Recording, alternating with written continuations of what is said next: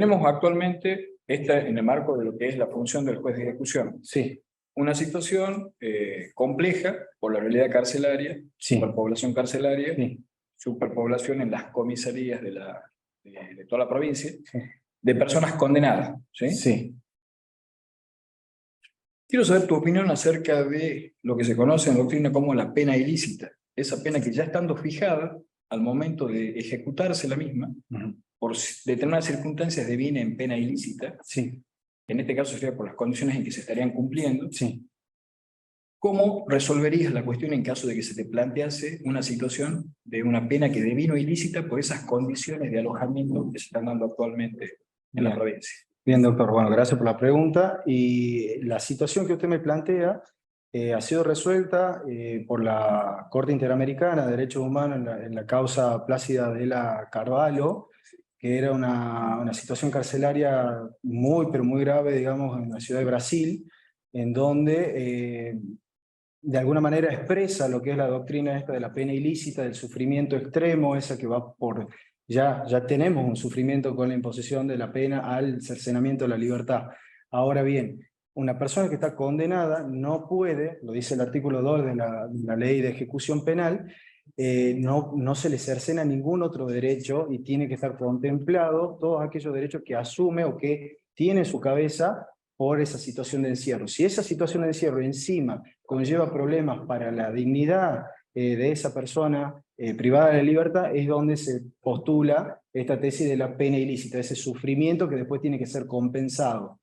Lo que dice la Corte ya da una solución en el sentido de dividir o de alguna manera tomar en cuenta las penas temporales para hacer una reducción para poder compensar justamente esa grave situación, digamos, de hacinamiento que estaban teniendo, ¿no? En ese caso. En lo que es mi postura, siempre, digamos, sería respetar cuestiones de dignidad humana, lógicamente, que es pilar fundamental de todos los derechos humanos, y que conlleva el eje rector con el cual se tiene que interpretar todo lo que es la ley de ejecución de la pena, ¿no? Porque en definitiva, más allá de que no sea el fin absoluto, que es la resocialización y la readaptación, es a lo que a nosotros nos va a llevar a poder cumplir con ese objetivo.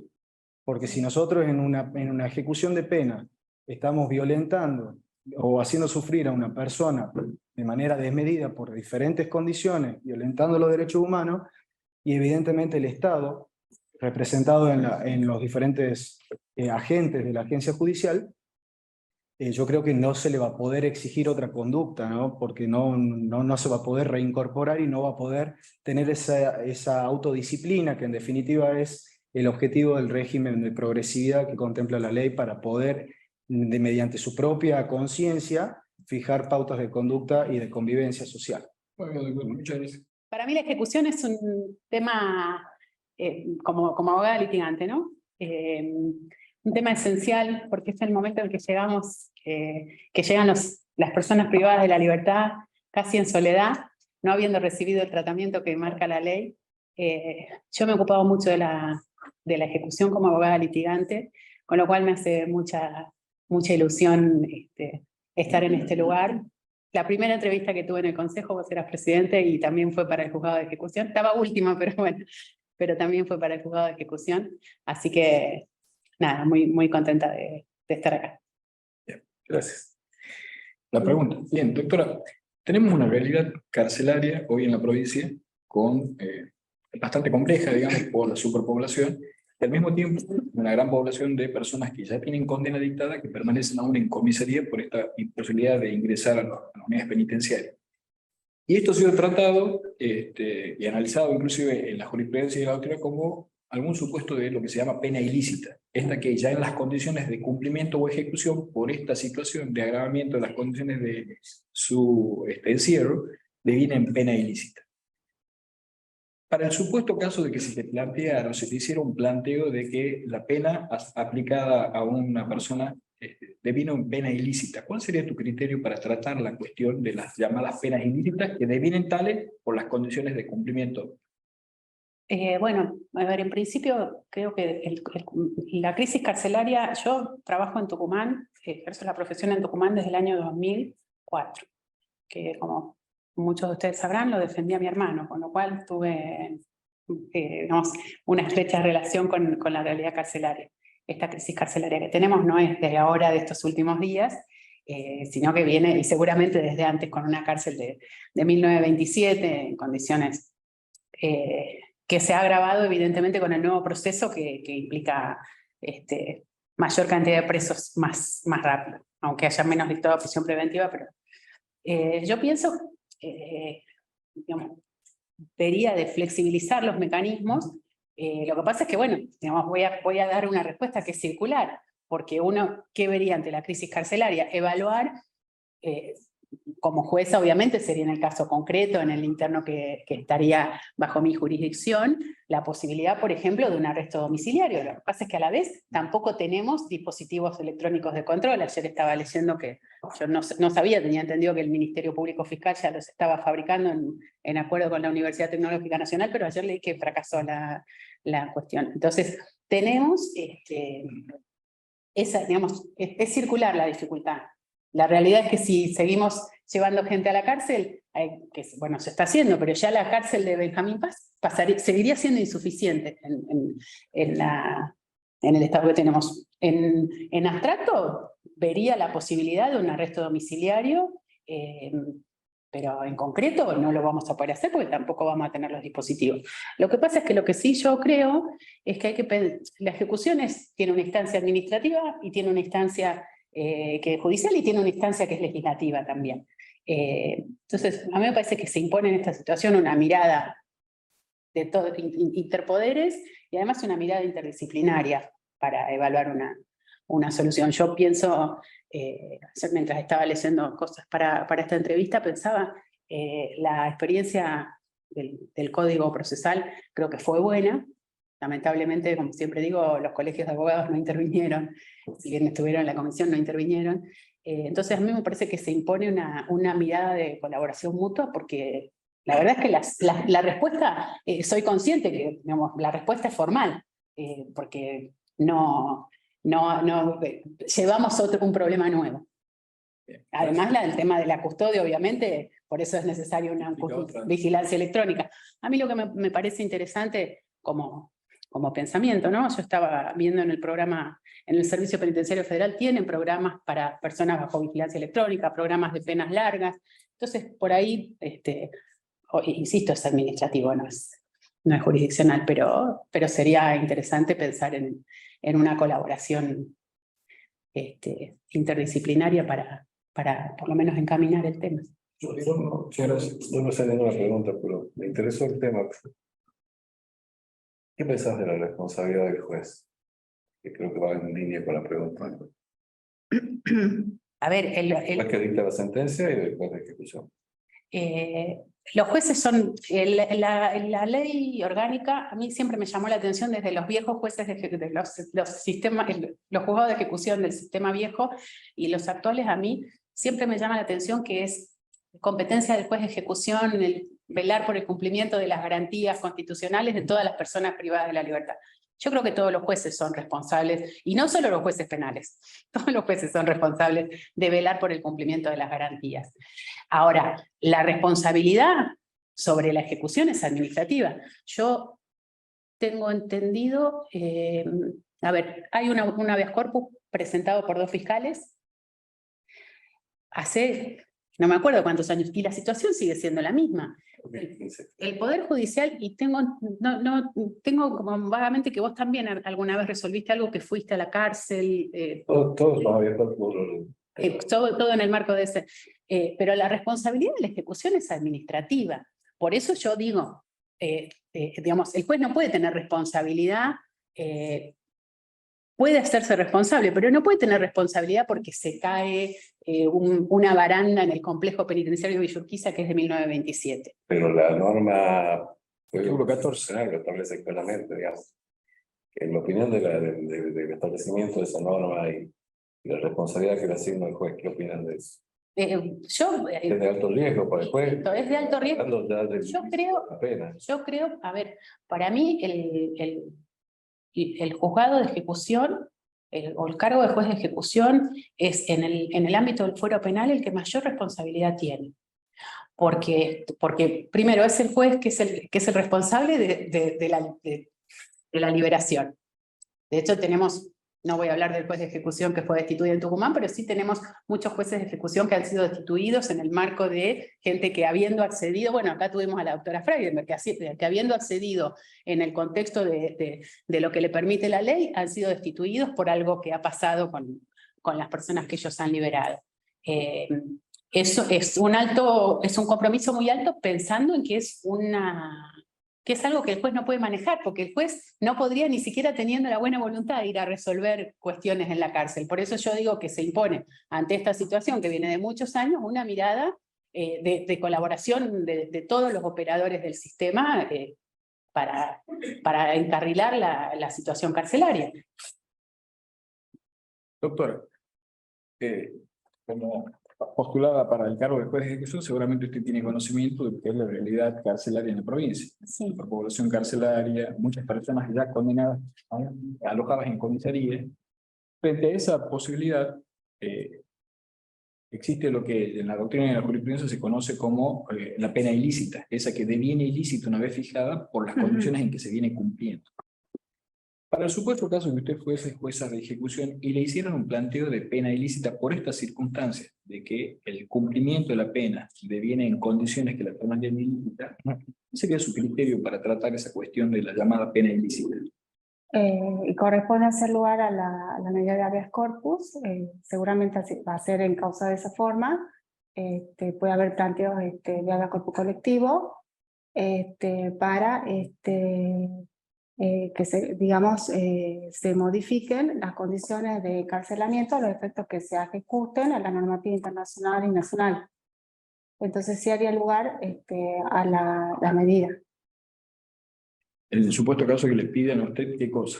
O sea, depende cómo en causa, o sea, un habeas corpus. como lo plantean, claro, Sí. si lo plantean como un recurso, digamos, obviamente hay que ver cada caso, digamos. Estamos hablando en general, o sea, que es lo que ha salido en los diarios, que hay un montón, digamos, muchas personas alojadas en una comisaría y por lo tanto en condiciones de hacinamiento. Pero también hay que ver qué posibilidades hay de alojarlos en otros lugares, si hay cupo o no, porque también es una cuestión administrativa. Si hay lugar en el penal o en qué otro lugar se puede... digamos, actualmente es necesario trabajar en forma conjunta para dar una solución rápida a la cuestión. Es fundamental, digamos, porque... o sea, si no hay cupo, digamos, en ningún lugar, no hay una posibilidad de dar una solución inmediata. Pero a largo plazo, o en plazo mediano, digamos, se podría solucionar, que es lo que también está saliendo en todos los diarios, que ya está, digamos, en construcción en penal en otro lugar. Doctor, gracias. Doctora, como jueza, ¿qué rol le daría a la víctima en la ejecución de la pena? Bueno, durante el juicio se le suele preguntar, o sea, por ley se tiene que preguntar si quiere ser notificada de las medidas que se vayan adoptando durante la ejecución de la pena. Entonces, se ha manifestado que sí quiere ser, que se le avise, que se le notifique, entonces hay que darle participación y escucharlos. O sea, tiene que estar notificada de las audiencias y se tiene que escuchar, digamos, qué es lo que opina o cuáles son, bueno, por lo general piden una resolución de tratamiento o se oponen.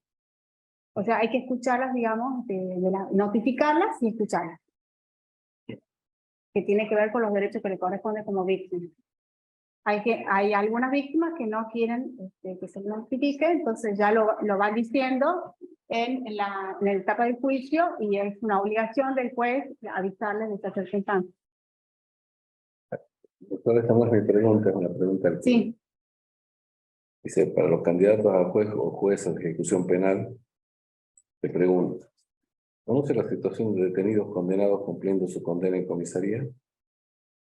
¿Puede dar el número estimado de personas privadas de la libertad en calabozos de comisarías entre condenados y procesados? Y la última es, ¿qué calabozos conoce? Bueno, en lo que ha estado saliendo en los diarios, de 1700 a 1900, más o menos. Ese es el número, digamos, que se publicó en los diarios.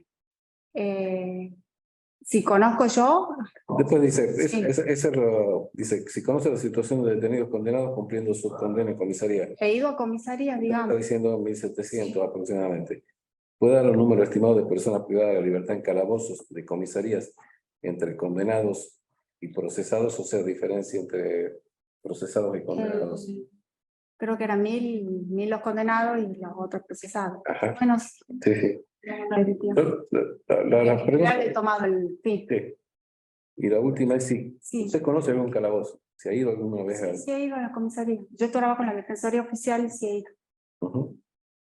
Entonces puede dar La una decisión, digamos, de cómo están las condiciones. Claro, de lo que uno estudia, por ahí las medidas, la amplitud, digamos, que tiene que tener un lugar no se corresponde. Y hay varios internos, digamos, alojados en el mismo recinto, digamos. Por ahí no es conveniente esa cantidad. Es más, lo que dice la normativa internacional es que tengan cada uno un lugar que esté, o sea, digamos, como celdas individuales, que no haya celda para 2 personas, y si las colectivas que estén controladas, digamos. Digamos que no se cumple con el estándar internacional. Exacto, pero es dentro de bueno, esas son digamos, la situación actual que tenemos. Puede decirme, A nivel, digamos, y vuelvo a decir lo mismo más o menos, que es necesario el trabajo conjunto a los efectos de que se pueda dar una solución a eso. sí, eso Porque está claro, claro. una Bueno, yo esto sí le formulo, que no están las... le formulo. En las condiciones en que están los Sí. presos,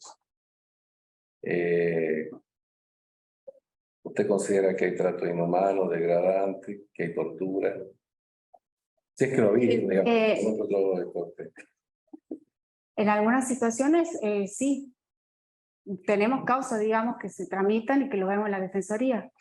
Ya están los planteos y los trámites si hay casos. Bien, Y digamos, no sé si... muchas gracias, doctora. Gracias. Actualmente en la provincia hay una llamada crisis carcelaria por superpoblación, tanto en las unidades penitenciarias como de personas ya condenadas que permanecen aún alojadas en comisaría. Y esto ha suscitado alguna situación que, al menos en doctrina y en la jurisprudencia, se ha llamado el de la pena ilícita, esa que por las condiciones de ejecución deviene ilícita una vez que ha sido dictada conforme a derecho y en el marco de un juicio. Si a usted le correspondiera intervenir eventualmente como juez de ejecución, ¿cómo trataría esta cuestión de la llamada pena ilícita si le hicieran el planteo? Bueno, me parece muy interesante. También me ha tocado alguna audiencia con representación del Ministerio Público, con la dificultad que el defensor presentaba acerca de su pupilo alojado en una comisaría de zonas rurales, lejos de la familia. Una problemática sin tener acceso a la posibilidad de tratamiento que establece obligatoriamente la ley 24660, en especial en la situación del condenado, como en este caso que yo te comentaba. Hay autores como del nuevo estudioso, del nuevo proceso de ejecución, como la doctora Alderete Lobo, que en la obra tenía ocasión de consultar y verificar que ya incluso Zaffaroni, el doctor Zaffaroni, mencionaba que hay dos momentos de violencia, que es el momento del delito en sí y luego el de la condena o cumplimiento de la condena. Y dice el doctor Zaffaroni que el tiempo de ejecución de la condena no se lo puede ver de manera lineal, sino que en ese lapso suceden cosas o alternativas que agravan la situación del interno. Situación que se verifica incluso contemplada por la Convención Interamericana de Derechos Humanos con respecto al hecho de que vejámenes, torturas, sufrimientos innecesarios para una persona en un contexto privado de su libertad son una responsabilidad del Estado durante también la etapa de la ejecución y sufriendo ese tipo de consecuencias como es el caso que comenta usted, que esté alojado, por ejemplo, en comisaría o en lugares no apropiados, no recibiendo el tratamiento que establece la ley de ejecución, claramente se produce una situación de ilegitimidad que debiese ser modificada. Lo interesante de la propuesta es que así como la persona que sufre a manos del Estado vejámenes, torturas, privaciones, sufrimientos innecesarios, es acreedor a una indemnización, la doctrina está proponiendo que estas personas privadas de libertad que sufren ese tipo de situaciones que nada tendrían que ver, nada tienen que ver con el cumplimiento de la condena que fue, pena que fue establecida, perdón, por el legislador y aplicada por el juzgador en el momento de condenarlo. Entonces, esa situación genera un perjuicio real al condenado innecesario que debiese ser de alguna manera solucionado, no ya con una indemnización, sino que esa indemnización debiera transformarse en una reducción del tiempo de la condena, el tiempo efectivo de la condena, lo cual necesitaría de la existencia de una vía procesal, la creación de una vía procesal que sería incidental para reducirle la condena a la persona que está sufriendo, a pedido de su defensa, a petición de parte concretamente, a efectos de que ya el juez de ejecución en un proceso contencioso, en donde pueda el interno, el condenado, probar la existencia de los perjuicios o del daño que ha sufrido o de las vejaciones o eventualmente torturas, porque detrás del muro muchas veces no se sabe qué es lo que sucede.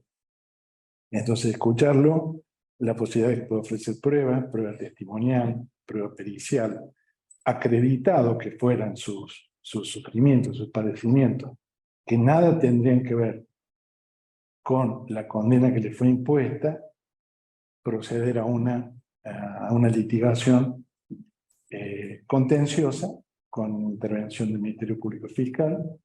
Este autor también refiere la intervención del Ministerio de Justicia,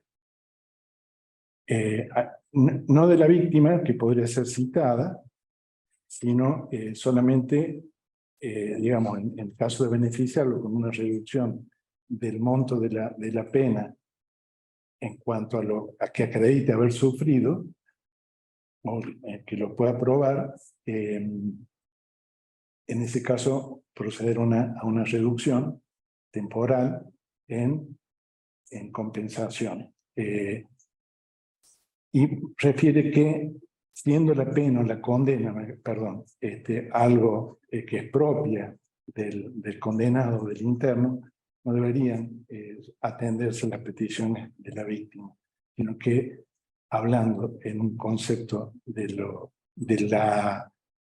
derecho de propiedad que consagra la Constitución Nacional en el artículo 17, esa condena es propiedad del condenado y sería el único que tendría la posibilidad o la potestad o la facultad de eventualmente impugnar, lo cual nos lleva a un doble conforme, a la necesidad de una situación concentrada, oral, donde sería parte solamente, digamos, no sería parte, solamente podría apelarla o impugnar esa decisión por no habérsele hecho lugar o por una reducción no acorde a lo que el condenado pide, a efectos de que pueda ser expresado sus agravios y en la medida que haya acreditado o probado fehacientemente ese sufrimiento innecesario que que transforma al tiempo, como dijo el doctor Zaffaroni, no es una cuestión lineal,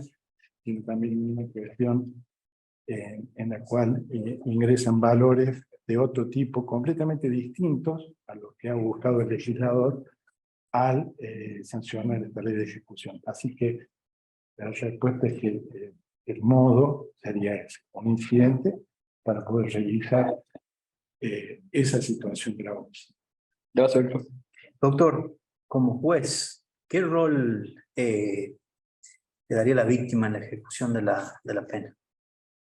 El que tiene actualmente en la legislación, que es la de ser citada, escuchar en casos puntuales como en determinados delitos, por ejemplo, contra la integridad sexual, situación de ser escuchada, citada, el derecho a ser citada y a ser escuchada.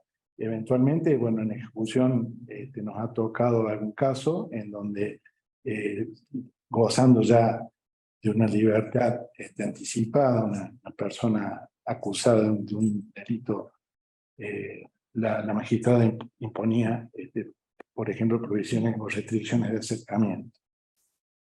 Dado el caso que había situaciones en que la persona con salida transitoria o una libertad condicional, cercanía de domicilio con los familiares de la víctima. Entonces, no ya su rol de peticionar estaría terminado hasta la condena. Sí, ser escuchado es muy importante. Bien. Yo le formulo, le transmito la pregunta que formula. ¿Conoce usted la situación de los detenidos condenados cumpliendo su condena en comisarías? ¿Puede dar un número estimado de personas privadas de libertad en calabozos y comisarías, diferenciando entre condenados y procesados? ¿Y qué calabozo conoce? Y bueno, actualmente hay alrededor de 1.200, están en todos los medios de comunicación, inclusive en las averiguaciones que he podido realizar en el juzgado de ejecución del Centro Judicial Concepción, hasta aprendidos en flagrancia, bueno, están mezclados con condenados y personas con privado de libertad con proceso.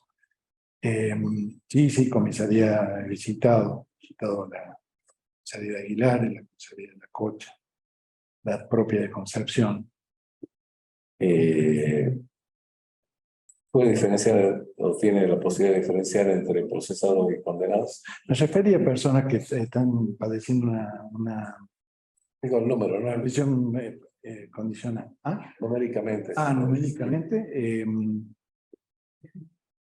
Si no puede, no importa, no hay problema. Aproximadamente en comisarías. Usted me dice 1.200 aproximadamente en comisaría. En total. La pregunta es si puede diferenciar entre condenados y procesados. La mayor cantidad de condenados. Procesados menor, en carácter de aprendido, puedo hablar de una cifra superior a los 100, con información de la, reitero, del Poder de Ejecución de Concepción. En materia de personas padeciendo libertad condicional, si mal no recuerdo, estimo alrededor de 300. No quiero inexacto. Usted dice que ha ido a La Cocha y ha ido a Aguilares. Aguilar y Concepción. Concepción. De distintas circunstancias que haciendo la propia. Calabozo de comisaría. Sí, sí. Obviamente ninguno cumple con los estándares. De hecho, no podrían estar en la comisaría, no deberían estar en la comisaría. La pregunta es ya puntual. ¿Usted considera que hay una violación no solo a la normativa internacional, sino específicamente hay tratos inhumanos, degradantes, hay tortura? Tortura usted no va a poder probar, pero digamos, los tratos inhumanos y degradantes creo que sí, con la simple mirada, ¿no? Sí, el hecho del hacinamiento en sí, que no es como dice el dicho, que mal de otros consuelo de tontos, pero toda Latinoamérica padece el problema del hacinamiento por la sobrepoblación carcelaria. Hay estudios muy importantes, los que he tenido la posibilidad de leerlos por el Centro de Estudio de la Justicia de las Américas, de la Fundación Konrad Adenauer. Lo digo, doctor, porque es exactamente igual ¿Qué la opina de la condición del resolución humano Bukele? y de la... Perdón, ¿Qué opina de la resolución Bukele? no, totalmente violatoria de los derechos humanos. Generar un estado de excepción para bueno, no sé si quiere que me extienda, No, no se entiende. a construir Está bien, doctor. cárcel de 20 para 20.000 internos, maltratados. No, es inexplicable, inaceptable. Gracias. No, por nada. Muchas gracias. Gracias, doctor. En relación a lo que se viene publicitando como crisis carcelaria por la superpoblación que hay en comisarías, dado que ya las unidades penitenciarias no pueden recibir personas, surge una cuestión, se viene hablando mucho en doctrina y en jurisprudencia, que tiene que ver con lo que se llama la pena ilícita, esa que, si bien se dictó conforme a derecho, luego en las condiciones en que se va a cumplir por esta situación de la superpoblación y todo lo demás, se termina configurando como una pena ilícita. Y esto da lugar a, eventualmente, a algún tipo de planteos. Para el supuesto caso de que se planteara a usted esta situación de una pena ilícita, que deviene ilícita por esas condiciones de ejecución, ¿cuál sería su criterio para tratar la cuestión? A ver, es correcto que actualmente existe una crisis pública en lo que refiere a lugares de alojamiento. Respecto de la cuestión puntual que se está planteando, la realidad es que sería difícil en abstracto tratar esa sola cuestión. Habría que analizar claramente el caso en concreto y la solución como lo que buscaría resolver es ver cuáles son las condiciones que hacen pensar de que esa pena es ilícita y remover los obstáculos para el tratamiento penitenciario que merece la persona privada de libertad, para que realmente la pena tenga un fin resocializador, que es lo que busca la ley de la 24660. No entiendo que una pena sea ilícita de por sí, sino que hay condiciones que muchas veces escapan lo que es la justicia, o bien no escapa la justicia, sino que se debe conformar con otros sectores que requieren infraestructura, equipamiento, capacitación del personal, para que la pena tenga la finalidad que por ley debe tener. Gracias, doctor. Raúl. Sí, doctor, como juez, ¿qué rol le asignaría a la víctima en la ejecución de la pena? Bueno, el rol que le asigna la ley, la 24660 claramente indica que la víctima debe ser escuchada. Ya lo indica por un lado el Código Procesal Penal de Tucumán, que indica que ante decisiones importantes la víctima debe ser escuchada. Y también la ley 24660 respecto de que antes de tomar decisiones importantes sobre la pena del imputado, en especial, no sobre la pena, perdón, sobre beneficios que se le puedan otorgar o cómo va modificando, la víctima debe ser citada a audiencia y ser escuchada. Bien. Yo le voy a formular dos preguntas breves, doctor, que no son mías, sino que las hace el público. Son preguntas formuladas por la gente. En este caso es, si usted conoce, que obviamente la conoce, la situación de detenidos condenados cumpliendo su condena en comisarías. Yo doy por Sí, actualmente. afirmativa de respuesta, digamos, si conoce. Si puede dar un número estimado de personas privadas de libertad en calabozos de comisaría entre condenados y procesados. Actualmente en comisaría, en la provincia de Tucumán, hay aproximadamente 1.800 personas privadas de libertad y con capacidad de alojamiento para 500 personas. Se está trabajando en el penal de Máximo Paz y en 2 alcaldías que aumentaría, si mal no recuerdo datos exactos, en un total de Así me han 1.500 tomado a mí, una mesa, así que de todo. 1.500 lugares en Benjamín Paz, y entre las dos alcaldías, una en Delfín Gallo y la restante, 600 lugares de alojamiento. ¿Te has ido alguna vez a un calabozo de una comisaría en los últimos tiempos? Sí, yo ingresé, bueno, me recibí de abogado en el año 2008, trabajé como abogado particular, he realizado defensas penales con clientes privados de libertad. En el año 2016 ingresé por concurso público a la Corte, al Poder Judicial en principio y luego al Ministerio Público Fiscal como ayudante fiscal, y dentro de mis funciones estaba la de realizar visitas a comisarías en el sur de la provincia, en el Centro Judicial Concepción. Dentro de esas funciones realizaba visitas a las comisarías de esa jurisdicción: Concepción, Aguilares, Alberdi, La Cocha, Graneros.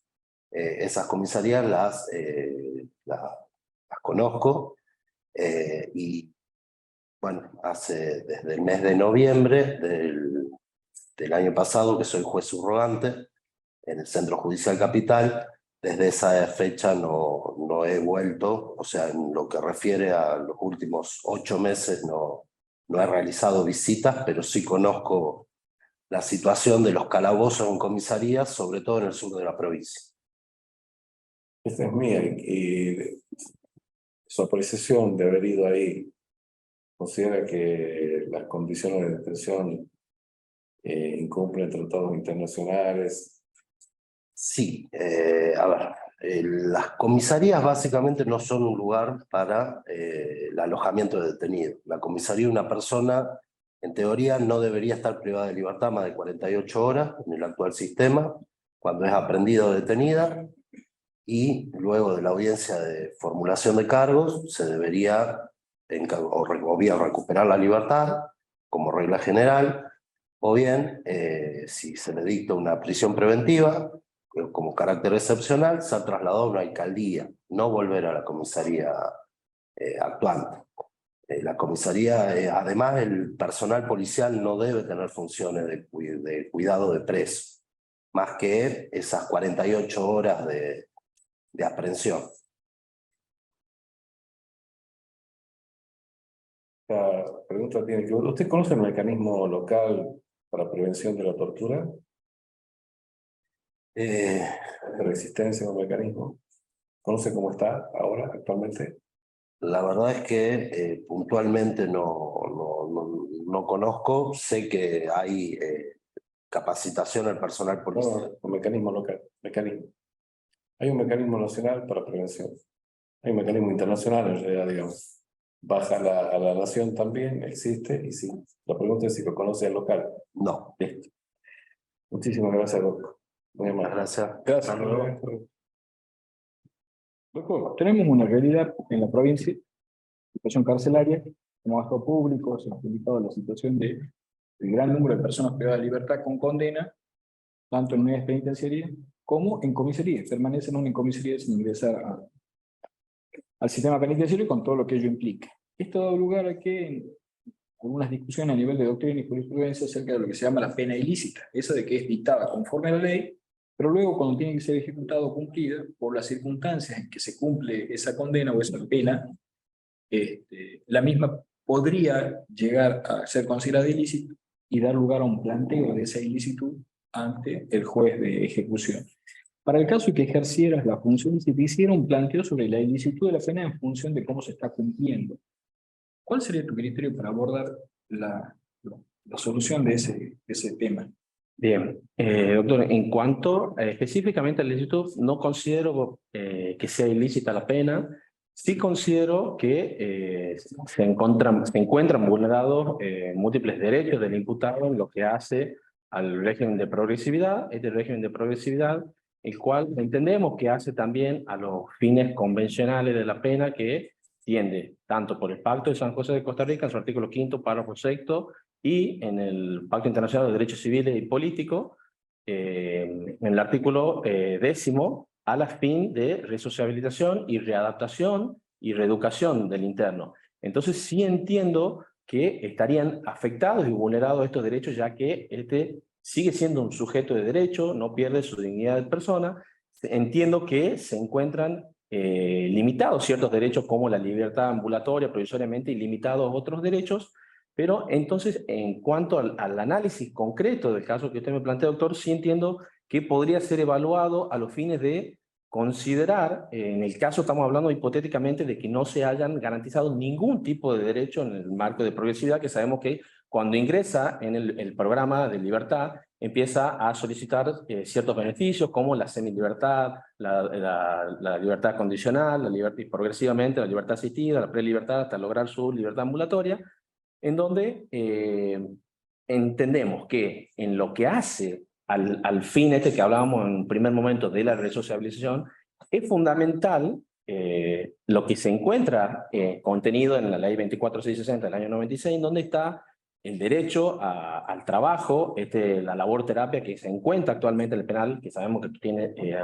limitado en cuanto a 700 cupos, la reeducación del imputado en cuanto literalmente que se pueda establecer cierta educación, oficio, las condiciones dignas en cuanto a que pueda realizar algún tipo de esparcimiento, el restablecimiento de los vínculos, el deporte, la faja espiritual, o sea, múltiples aspectos que entiendo que hacen a la fase de ejecución, y al verse limitado podría ser contemplado los fines de la reincidencia, que sí he visto casos en los cuales no se le ha dado la posibilidad concreta como Estado, no pudimos otorgarle, lógicamente, por conflictivas que son ajenas y nos sobrepasan por la realidad en la que nos encontramos, que entiendo tiene que ver íntimamente relacionado con la situación de los números que ha dado el nuevo sistema acusatorio adversarial, en lo cual en los números que son de público conocimiento de que el año 2020 aproximadamente 500 condenas, en 2021 2.500 y en el 2022 3.000 condenas, se ven colapsadas las estructuras que hacen a esta intercomunicación en la fase de ejecución penal donde tiene que cumplir la condena del imputado. Entonces entiendo que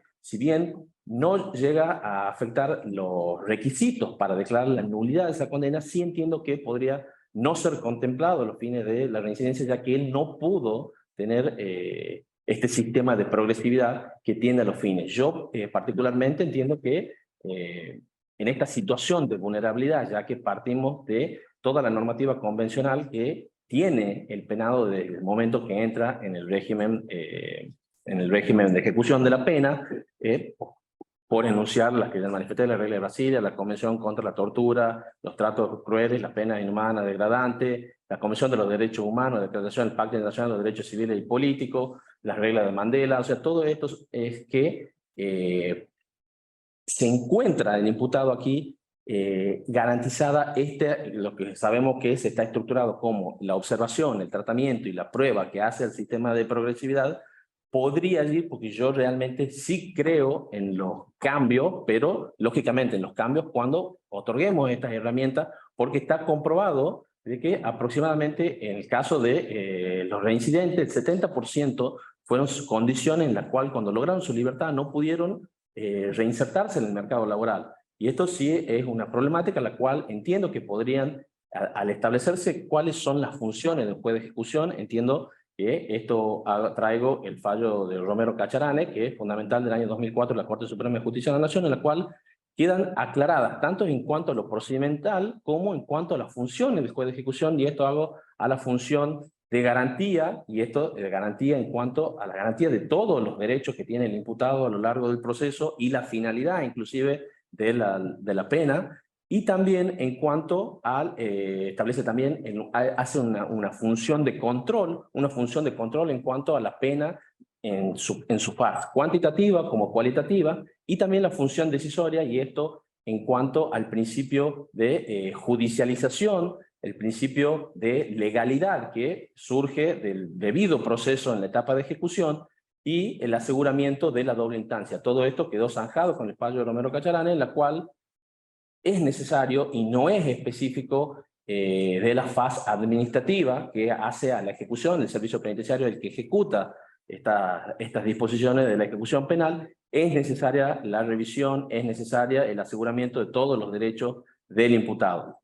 Entiendo fundamental también que podrían establecerse mecanismos para ver de qué manera ambulatoriamente con los penados que se encuentran en comisaría. Entiendo que aproximadamente en cuanto a los condenados, a los que se encuentran en el servicio penal de Villa Urquiza, hay aproximadamente 1.100 internos condenados y 600 procesados, y en cuanto a los procesados, son aproximadamente 1.500, los cuales se encuentran 600 en el penal de Villa Urquiza y los 900 se encuentran en las distintas comisarías. Entiendo que esta superpoblación que hace a 1.500 procesados, que triplican el cupo que hay, y en el penal de Villa Urquiza, que hay 1.700 personas, donde hay un alojamiento para 1.000 personas, encuentro que habría que ver los mecanismos para ir paulatinamente solucionando esto, por ejemplo, en cuanto a ver de qué manera ambulatoriamente se podría reconocer este régimen de progresividad, yendo, por ejemplo, a satisfacer necesidades básicas, como por ejemplo, y esto traigo también, voy vinculando los temas en cuanto a la fuga que se dan, que fueron aproximadamente 17 en el último mes. Se dan muchas situaciones que hacen a la problemática que se da en el desarrollo del sistema de progresividad, en la cual, de hecho, una de estas se dieron en el traslado para asegurar las necesidades médicas. No olvidemos que la 24660 asegura tanto el diagnóstico, el tratamiento, como la medicación del interno, y esto se dan particularmente, el servicio del penal de Villa Urquiza tiene 3 unidades para el traslado, con la afectación que conlleva que aproximadamente diariamente se están haciendo 30 traslados de lo que es el servicio penitenciario de Villa Urquiza y 20 traslados de lo que son los que se encuentran en comisaría. Son aproximadamente 50 traslados que se afecta el personal que lleva la seguridad de todo esto, más lo que implica los riesgos de evasión. Y esto, ¿por qué hablo? Porque aproximadamente en el penal de Villa Urquiza tienen como 6 médicos, los cuales no se satisfacen las necesidades básicas de la medicina, en cuanto, por ejemplo, no tenemos para realizar rayo X, o sea, básico en cuanto al sistema, al servicio de traumatología. Doctor, perdona que me interrumpa. Específicamente la pregunta del doctor era, y creo que le contestó a usted, considera que la pena no es... Sí, yo considero que no es inválida, que no es nula. Que no es. No es. Correcto. Las soluciones son múltiples, digamos, usted está dando, digamos, sobre las variables posibles para evitar, digamos, vulneraciones mayores aún a los derechos humanos. Le pregunto, no sé si quieren formular una pregunta. Sí, doctor. Doctor, como juez, ¿qué rol le asignaría a la víctima en la ejecución de la pena? Entiendo que es fundamental el rol de la víctima, ha cobrado mayor relevancia desde la aplicación del sistema acusatorio, y esto hablo también desde la función del Ministerio Público Fiscal velando por los intereses de la víctima. Entiendo que la víctima, no nos olvidemos que es la damnificada en este delito, y la víctima encuentra además dentro de la normativa nacional, la ley 27.272, en el artículo 5 específicamente, tiene el derecho, específicamente hace mención a la fase de ejecución, sobre este derecho a ser oído y a ser comunicado de todas las situaciones y la información que se va dando y los beneficios que se van otorgando y las vicisitudes que van surgiendo a lo largo de la etapa de ejecución. Entiendo fundamental también, y esto tiene mucho hincapié en cuanto a que el juez tiene la obligación de escuchar a la víctima antes de solucionar cuál es el pedido del interno, y esto es muy importante, entiendo yo, hablando de una obligación que tiene este juez en cuanto a poder tratar de expresarle de manera clara, en un lenguaje sencillo, cuáles son las consecuencias que trae del inicio de este proceso de ejecución, que sepa, porque la víctima, no nos olvidemos que muchas veces, y hay que tener empatía con esta situación, busca venganza. Entonces, tiene que saber que la finalidad es la reinserción social, que es importante de que entienda esta función, porque la idea es lograr esa reeducación y que a lo largo del proceso, en la medida de múltiples factores, como ser el concepto, la conducta, múltiples factores que hacen el régimen de progresividad, progresivamente irá adquiriendo su libertad ambulatoria sin dejar de lado el resguardo de la integridad física, de la integridad psicológica de la víctima. Por eso es muy importante también para el juez, para poder tomar una decisión con elementos de calidad, es poder escuchar a la víctima y que haga un seguimiento y conocimiento de la etapa de ejecución. Voy a abreviar una pregunta, doctor, porque es una pregunta del público y yo la voy a acordar. Directamente a la práctica. ¿Qué calabozos conoce? ¿Qué calabozos visitó usted? Fui al penal de Villa Urquiza, fui al de mujeres, fui al del sur, no específicamente, no entré al penal del sur, no conozco específicamente. ¿Cuánto tiempo? En el año 2020. Actualmente visité varias comisarías, tanto en la capital como en el interior. Las condiciones de vida de la gente que está detenida en comisarías. Sí. ¿Son inhumanas, degradantes? ¿Son óptimas? Entiendo que no son ni inhumanas ni degradantes, ni tampoco serían las óptimas. Entiendo que hay un problema que es estructural. No, el problema estructural lo conocemos, por eso la pregunta es, ¿usted ha ido a lo visto? ¿Qué le parece a usted? Sí, no considero que sean ni inhumanas ni degradantes, tampoco considero que sean las óptimas. Sí creo que en articulación, digamos, con distintos organismos se podrían ver la posibilidad de mejorarlas, pero no. Sí. Y otra pregunta, ¿usted conoce el mecanismo local para prevención de los tratos crueles, inhumanos, degradantes y torturas? En cuanto a mecanismo específico, digamos, en cuanto a normativa local, no conozco. Sí entiendo que tenemos una obligación por la normativa local, no. Por mí ya está, no sé. Bueno, muchas gracias. Gracias, doctor. La pregunta es muy concreta, así que la respuesta es posible y puede ajustarse al objeto de la pregunta, sería ideal. Tenemos una realidad carcelaria en la provincia con la noticia, al menos publicada, publicita que hay una superpoblación en las unidades penitenciarias y además esto ha llevado a que en las comisarías también permanezcan alojadas muchas personas que ya tienen condena, ¿sí? Esto a su vez, en la doctrina y la jurisprudencia tiene un reflejo en una discusión que se llama la de la pena ilícita, esa que si bien es dictada de manera legítima y legalmente en el marco de un proceso penal, luego cuando comienza la fase de ejecución, por esas circunstancias en las que la persona se encuentra, superpoblación y demás, puede devenir en una pena ilícita, así se la denomina. Para el caso de que a usted se le planteara una hipótesis, se le planteara un caso donde se dijera que la pena de tal o cual persona es ilícita en el cumplimiento, ¿cuál sería su criterio para abordar la solución de esa supuesta ilicitud de la pena? Bien, esa pregunta, doctor, me remite a la doctrina que es indefectible. La pena ilícita la escribe el maestro Zaffaroni en su libro y después morir de cárcel y hacer el tratamiento de estas cuestiones.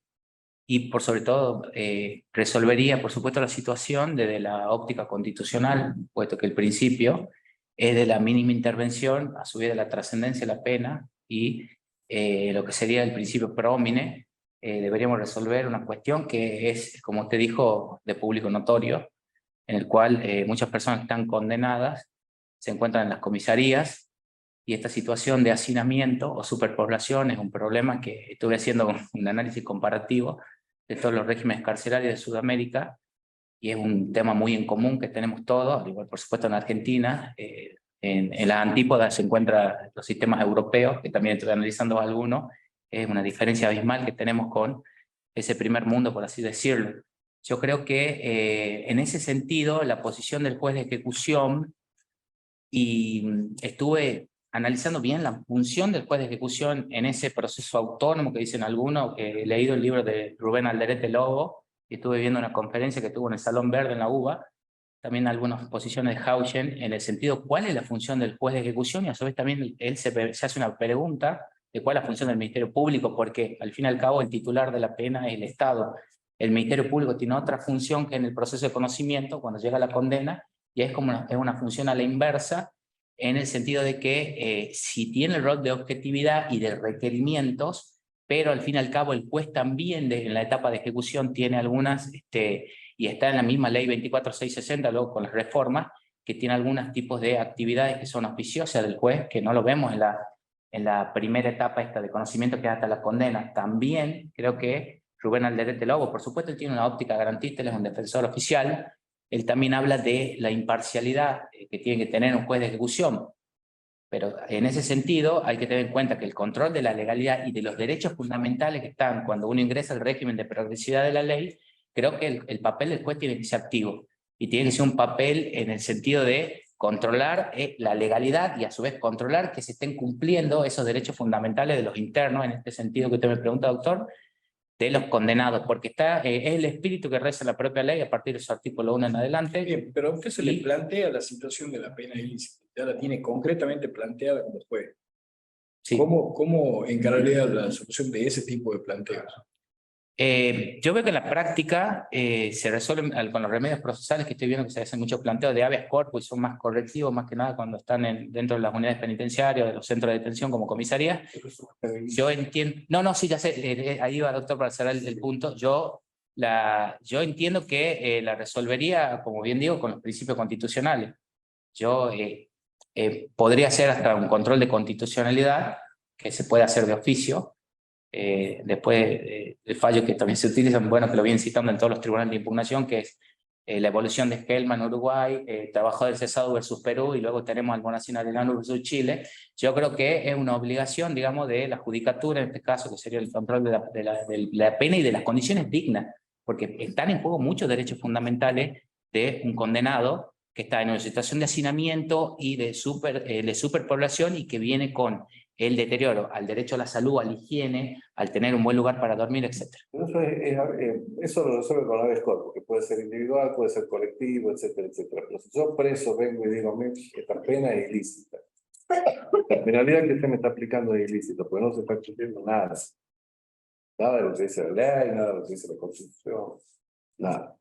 ¿Cómo resolvería usted? Claro, yo en la práctica, ahí doctor, veo que hay una audiencia genérica, tipo genérica, dice de la vulneración de los derechos que se pide por intermedio de la OGA, y los planteos que hacen los internos son a través de sus defensas público-privadas, lo hacen por intermedio de las audiencias de juez de ejecución, que son bastante rápidas, y ahí en el sentido de que si él viene condenado, por supuesto, en un centro de detención como una comisaría, de inmediato articularía todo el procedimiento y libraría los oficios para que tenga condiciones dignas y sea trasladado al penal de Villa Urquiza, por así decirlo, unidad número 3, para dar un ejemplo, perdón, creo que la 3 en Concepción, pero para que él tenga no solamente el acceso a los beneficios de la ley de ejecución, para que tenga unas condiciones dignas, que tenga el derecho al contacto familiar, el derecho a la salud, que lo revise un médico, el cuerpo psicológico, y bueno, se active todo el procedimiento. El tiempo que ha pasado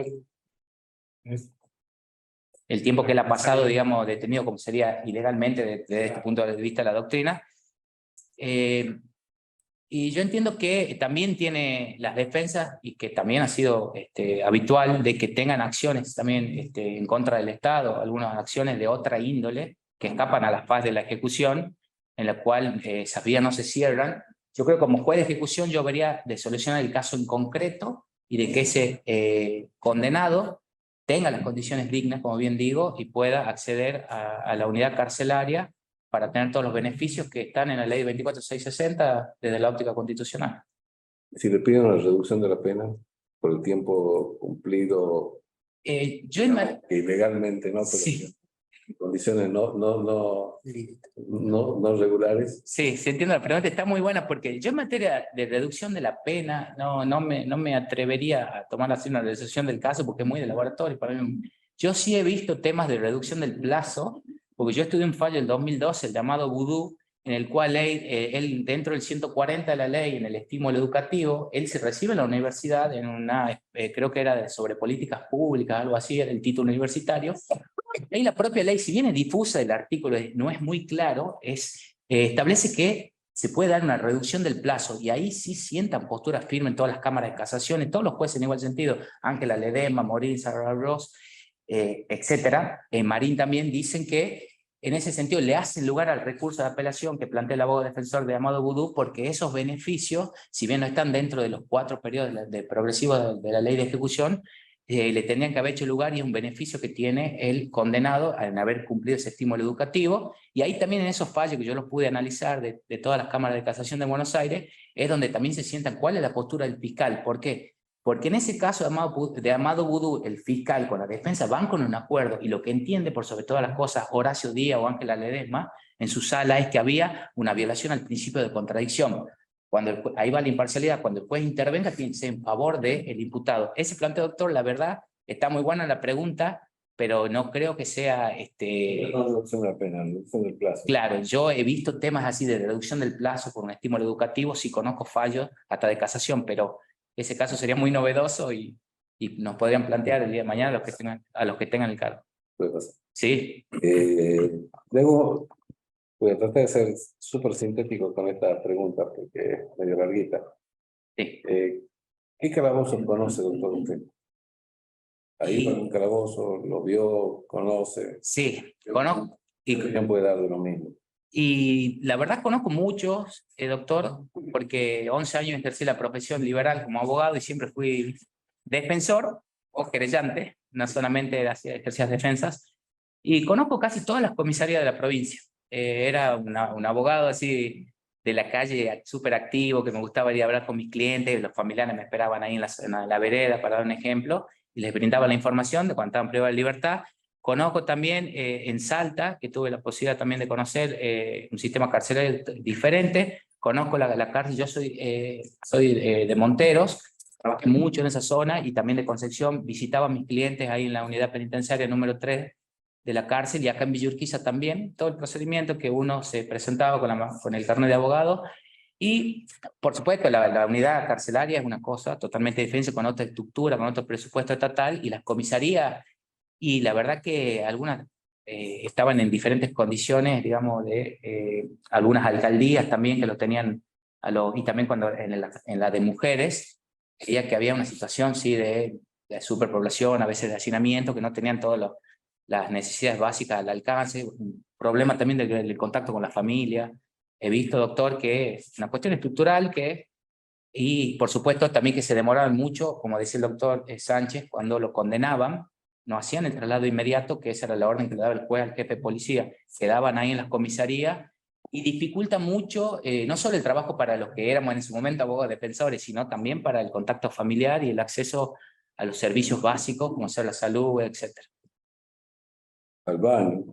Sí, exactamente. Compartir y baño, sí, o compartir, o dormir en el piso muchas veces. O dormir parado. Eso es, sí, eso es también una corriente.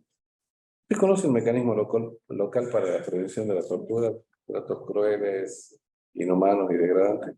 ¿Conoce la existencia de ese mecanismo? El mecanismo que conozco, el que está, digamos, en el bloque de convencionalidad, en el cual estamos adheridos nosotros, es un tratado internacional que es de aplicación obligatoria para nosotros, que es de la prevención, digamos, de las torturas y de los tratos inhumanos, crueles y degradantes. ¿Conoce el mecanismo internacional? ¿Conoce el mecanismo nacional? Sí, en el mecanismo nacional he podido participar, sí. ¿No? ¿Y el local? Y en el local, la verdad... ¿Conoce la existencia del mecanismo local? No conozco, o sea, en lo que yo escucho en el día a día que estoy en el foro penal, que hay una oficina que está dedicada y que no sé si dependerá de derechos humanos, que creo que, entiendo que sí, por lo que es el organigrama del Poder Ejecutivo, pero que sí hay una oficina que está al tanto de todo este tipo de denuncias, en el cual se hacen las articulaciones con los sistemas penitenciarios, etcétera, porque muchas veces los mismos presos son los que denuncian torturas, apremios, o que lo están privando de aislamiento, o lo están privando de los servicios básicos, como ser la salud, o también el contacto con su propia familia. Bueno, Doc, muchísimas gracias. Bueno, gracias a ustedes, hasta luego. Bueno, yo estoy casado, tengo 3 hijos. Bueno, hace 27 años que me recibí de abogado. Ejercí primero como asesor letrado en la Municipalidad de Concepción durante 22 años. Bueno, después decidí afrontar otros desafíos y bueno, concursé para ingresar al Poder Judicial. Y así es que el año 2019 soy relator o asistente en doctrina y jurisprudencia del Juzgado de Ejecución Penal del Centro Judicial de Concepción. cargos que me desempeño hasta en la actualidad, digamos. Y bueno, ¿Otra cosa que considere relevante? ¿Algún hobby, alguna actividad extra? sí, ya, bueno, integro a veces equipos de fútbol con colegas, amigos, bueno, me gusta jugar al fútbol, ese es, digamos, pasatiempo que tengo, y bueno, y me dedico también a mi trabajo, que me instruye muchas horas, por la tarea que desempeño, digamos. Bueno, usted lo conoce al doctor Sánchez, seguro. Doctor, te hago la pregunta. Sí. Tiene que ver con esta realidad que tiene la provincia con relación a lo que se llama, al menos en las últimas noticias, la población carcelaria. Las unidades penitenciarias, población que se ve superada en número, por tanto permanecen en comisaría, muchas personas alojadas que ya tienen condena. Y en la doctrina y en la jurisprudencia y en algunas cuestiones que se han ido planteando, inclusive hasta en Constitución se han planteado algunas cuestiones así. Se habla de lo que se llamaría la pena ilícita, esa que, si bien se dicta legalmente y en el marco de un proceso judicial, luego, cuando tiene que ser cumplida, en el curso del cumplimiento o ejecución de la pena, te vienen situaciones que la podrían tornar ilícita a esa fase ejecutiva de la pena. Si te plantearan eventualmente siendo juez de ejecución que una pena es ilícita, ¿cuál sería el criterio con el cual trabajarías la solución de esa cuestión de la pena ilícita? Claro. Lo que pasa directamente, yo lo digo claro, lo que pasa en la unidad penitenciaria número 3 de Concepción, se dan muchos de esas situaciones. Hay personas que están condenadas con sentencia firme y no pueden acceder al tratamiento penitenciario individualizado para obtener los distintos beneficios que marca la ley de ejecución, casualmente por eso, por encontrarse en la comisaría. Cuando en este caso, el doctor Meche, que yo trabajo con él, mandó el oficio penal para ver la liberación de cupo, le dicen que no hay, y que es inexistente. ¿Y qué pasa? No puede entrar, incorporarse en el periodo de prueba, el artículo 15, y los eventuales beneficios posteriores. Salidas transitorias, semi-libertad, libertad asistida, libertad condicional, ¿verdad? Lo que se ha instrumentado para, de alguna forma, beneficiar a la persona que está condenada es que ese tratamiento penitenciario sea a veces reemplazado por informes de la comisaría donde está alojado el interno, y a la vez de ello se suman los informes del gabinete interdisciplinario. Por ejemplo, en el juzgado de ejecución de Concepción cuentan con 2 médicos psiquiatras, 2 licenciadas en psicología y 2 asistentes sociales. Entonces, por ahí, reemplazando, digamos, las tareas que le compete al servicio penitenciario, que además del expediente administrativo, donde está el concepto, conducta, lo reemplazamos por el informe de comisaría. Digamos que de alguna manera suplimos ese defecto que hay en las unidades penitenciarias por la superpoblación carcelaria, digamos. Ese sería el tratamiento que claro, le para el caso que le plantearan estas. Claro, eso es lo que, a mi entender, yo procedería de esa forma. Doctor, sí, voy a hacer preguntas del público. Así, nosotros tenemos ese régimen, digamos, ¿no? De participación ciudadana. Doctor, le puedo preguntar qué calabozo conoce porque trabaja con la Alicia. Claro. Así que conoce los calabozos. Sí, hacemos visitas, sí, a la verdad. Periódicamente van a la cárcel, están evaluando, etc. Sí. Entonces voy a hacerle otra pregunta de la que dice el público. ¿Usted conoce la existencia de un mecanismo local para la prevención de la tortura y otros tratos crueles, inhumanos o degradantes? ¿Conoce la existencia de un mecanismo local? Claro, local. Sí, o sea, lo que se ha hecho cuando pasan estas situaciones. No. Si conoce, dígame si conoce o no la existencia de un mecanismo local. Un mecanismo, una comisión que se dedica a eso. Sí, hay comisiones de derechos humanos que visitan periódicamente la unidad penitenciaria provincial. Pero sí, la Secretaría de Derechos Humanos lo Claro, y hace. se preocupan por la situación de los internos. Lo hace muchas veces también la Oficina de Derechos Humanos del Corte, pero ¿conoce la existencia de un mecanismo específico que se dedique a eso, local? Esa es la pregunta, ¿no? Yo Claro, no, claro. es la pregunta que me hacen acá. Si no la conocen, me dicen que no la No, lo que pasa ante esas situaciones, doctor, en mi caso, en la experiencia que yo he tenido, cuando hay un exceso, digamos, por parte de los agentes penitenciarios, de los internos, se han presentado distintos habeas corpus correctivos. Correcto. Y se ha dado intervención al señor juez de ejecución penal, y bueno, y ahí hemos actuado en ese sentido. Perfecto. La última pregunta yo y después te la dejo. ¿Es eso lo que...? Sí, no es eso. No es eso, hay un mecanismo local. Está constituido, sí, no está actuando. Me llama la atención porque ninguno de las personas que han pasado por acá lo conoce. Y la verdad que este es un tema para tomar nota, básicamente, digamos, ¿no? No es obligación conocerlo, pero está creado, es una ley, interviene el Poder Ejecutivo, la sociedad civil, también tiene representantes y el Poder Legislativo.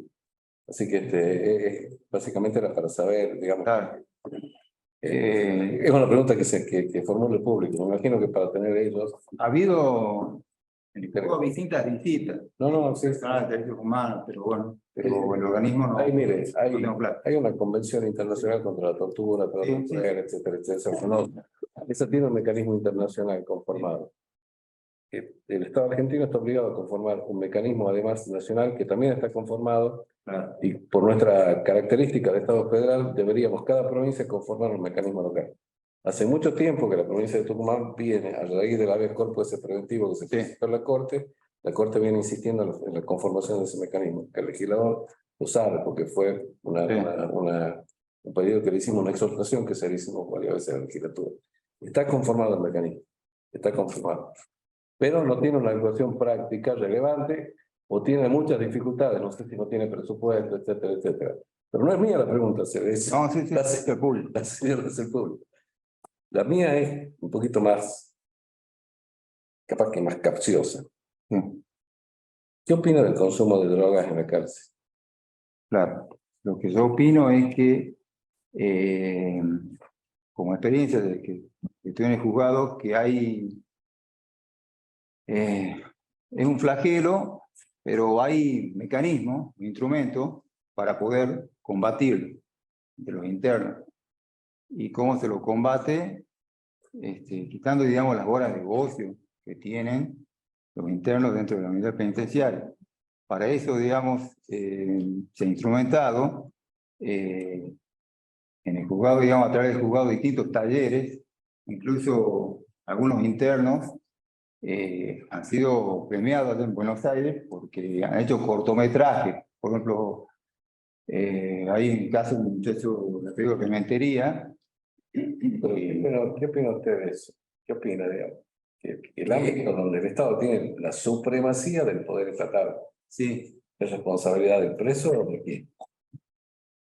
No, es responsabilidad de las instituciones, digamos, tratar de velar por el flagelo de la droga. A través, los jueces son instrumentos que le arriban propuestas al Estado para que el Estado intervenga en ese tipo de cosas. Me permite, otra situación también que ayuda a combatir el flagelo es el tema de la educación en contexto de encierro. Por eso hay, en Concepción, hay 3 internos que estudian abogacía y son estudiantes avanzados.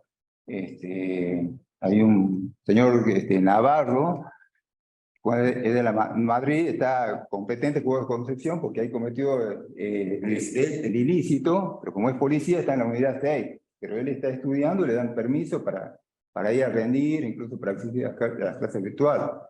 Hay otro señor de Catamarca que ha pedido Balbi, que también es un estudiante avanzado de abogacía. Bueno, aparte de eso, la doctora, digamos, intensiva con distintas clases de talleres. No, yo conozco bien aquí.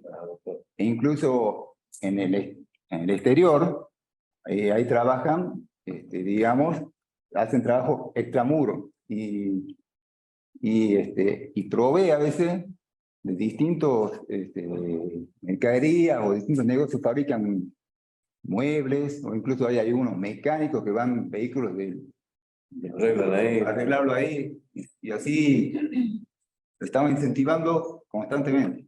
Perfecto. Doctor, le hago como juez, ¿qué rol le asignaría a la víctima en la ejecución de la pena? Claro, ahora con la reforma del nuevo Código Procesal Penal de Tucumán, tiene un rol muy importante la víctima. Fundamental, digamos, porque de ahí de hecho está en la audiencia, tiene una participación activa. Incluso la audiencia, cuando no está la víctima, se suspende. Por ejemplo, así estilamos nosotros. Se pasa a cuarto intermedio y se suspende. Pero el rol de la víctima no solamente está en la etapa de la ejecución de la pena, cuando la persona está condenada, también intervienen los otros tipos de procesos, porque el juzgado de ejecución, de concepción, está dividido. Está, por un lado, lo que tiene ejecución efectiva, después están personas que tienen condena condicional y los que están en situación de suspensión de juicio a prueba. O sea, dentro del juzgado de ejecución hay esas tres áreas, ¿entiendes? Y la víctima tiene vital importancia. Y, por ejemplo, en la suspensión de juicio a prueba, es vital por el tema de que se pueda llegar a un acuerdo, digamos, entre paréntesis, digamos que ahí entra a jugar lo que se llama la justicia restaurativa, ¿verdad? Y ahí se juega también con el tema de si acepta la reparación económica o la reparación simbólica que se le hace, en este caso, y es de vital importancia.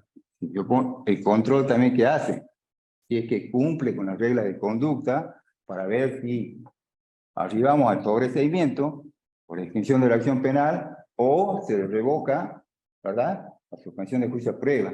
O sea, es de vital importancia, no solamente para las personas que están condenadas con prisión efectiva, sino también para los otros tipos de condenados, digamos, o de probadas en este caso. Perfecto. Muchas gracias, doctor. Muchas gracias.